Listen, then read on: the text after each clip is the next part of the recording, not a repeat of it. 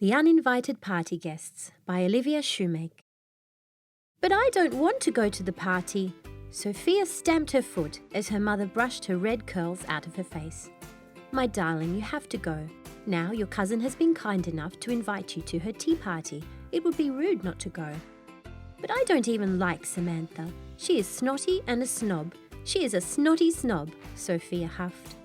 Her mother sighed and placed a large sun hat with a yellow bow on Sophia's head.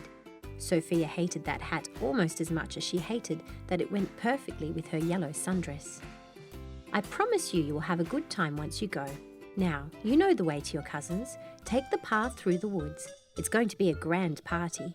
Your aunt has told me that they have lined the path with blue ribbons to help guide the guests. You can take your bicycle. Follow the blue ribbons all the way there. Don't go off the path and don't lose your invitation, she said firmly, pressing the golden envelope into her hand. Sophia kissed her mother goodbye and retrieved her bicycle from the shed. Her bicycle was her prized possession. It was cherry red with a white wicker basket on the front. She began to push her bike towards the forest. Her orange tabby cat Peaches crawled out from behind the shed and began to follow her into the woods. "No, Peaches, you can't come with me," she said, shooing her away. Peaches meowed in protest. "Well, all right. Maybe with you there the party won't be so bad." She scooped the cat up, placed her in the basket and rode into the woods. Sophia had always liked the forest. It was big, open and free. The trees were so tall she thought perhaps she could climb them to the clouds. It wasn't long before she saw the blue ribbons tied in bows that would lead her to the tea party. She followed them deeper into the forest. She groaned. She wanted nothing more than to run away and skip the stupid party. Something bright caught her eye. She turned her head. There in front of her the path split. There was now a fork in the road. A small path led off to the denser part of the woods. Curiouser still, this path was lined with red ribbons. How odd! Peaches, look! There is a new path in the woods. I've been here many times and I've never seen this second path. Surely I must follow it, if only just to see where it will take me. After all, when one is given a chance to be surprised, one must take it. Peaches meowed in agreement. They diverted down the second path, following the red ribbons. As they travelled down the new path, the trees began to look different. They changed from the familiar pine trees to a tall and twisted kind of tree that Sophia had never seen before. The sky also seemed to change from a pale blue to violet. Sophia shivered, for it had suddenly grown colder.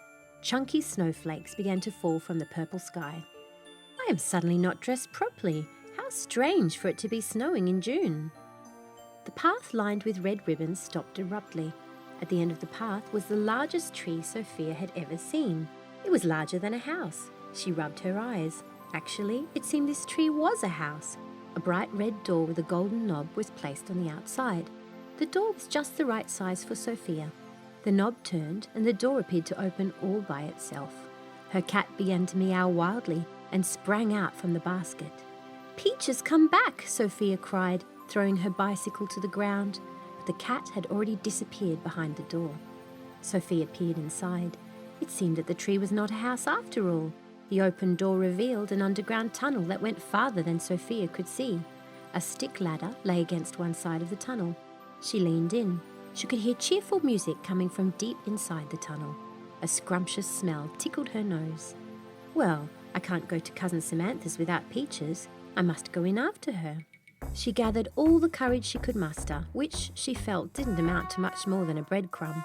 But a crumb of courage is more powerful than a fistful of fear. She climbed down the ladder and followed the music. She felt as though she'd been descending for quite some time, perhaps hours, she thought. Finally, her feet felt the firmness of a dirt floor. There were forest creatures dancing and playing instruments around a roaring bonfire. There were chairs and tables piled high with plates of rich food.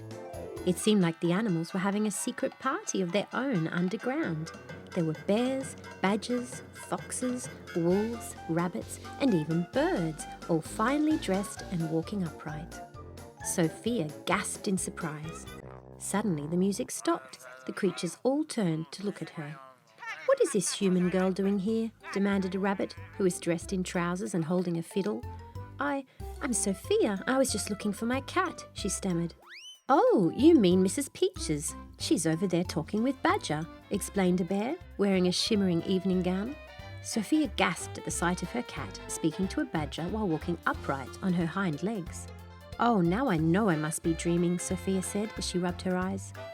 "My dear, I am afraid this is a private party. Do you and your guest have an invitation?" asked a grey fox wearing a top hat and a tweed jacket.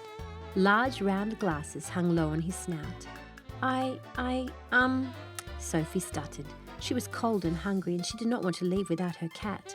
She fumbled around in her pocket and pulled out her cousin's tea party invitation. She held it out to the fox.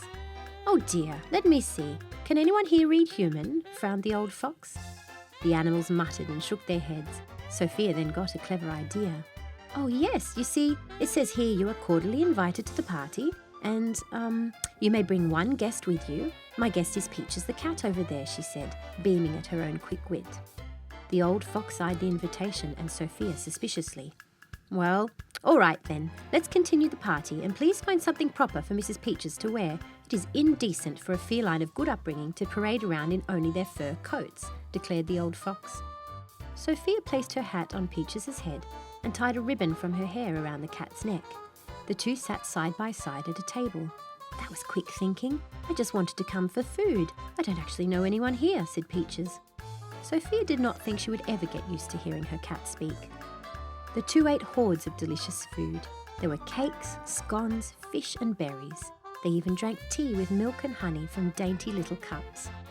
The music started up again, and Sophia danced the night away alongside the woodland creatures.